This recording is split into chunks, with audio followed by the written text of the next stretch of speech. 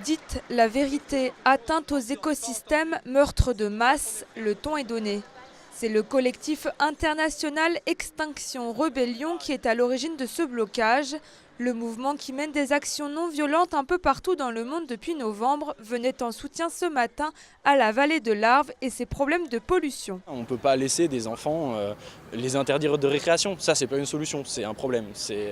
On fait des mesurettes qui font qu'on va protéger les enfants de la pollution de l'air, mais on ne protège pas les causes de la pollution. À l'heure actuelle, on peut voir le nombre de camions qui passent à la seconde dans cette rue, dans cette autoroute sur le viaduc.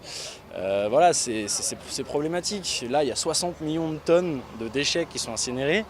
On a un problème, soit on réduit nos déchets, soit on recycle mieux, mais on ne peut pas juste incinérer ou pourrir la vie des gens qui sont là, c'est pas possible. Les objectifs de ce blocage sont multiples.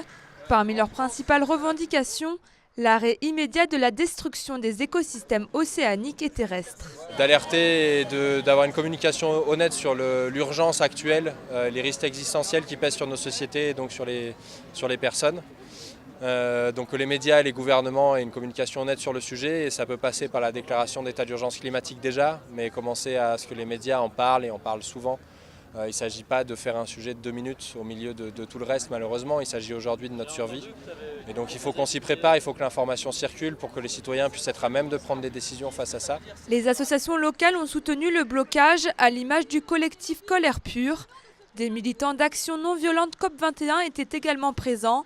Objectif, échanger sur la situation et mutualiser ses forces. J'ai déjà discuté avec certains d'entre eux qui savaient qui savent que la vallée est la plus polluée de France, mais ils ne savent pas exactement ce que ça veut dire, ce que concrètement ça recouvre, la multiplicité des polluants dans une vallée encaissée, un effet cocktail mortifère. Ça, ils ne le savaient pas, donc on est très content de pouvoir les rencontrer pour en parler. Dans la vallée de l'Arve, les différents collectifs vont continuer de mener des actions. Ils pourront compter sur le soutien d'Extinction Rebellion.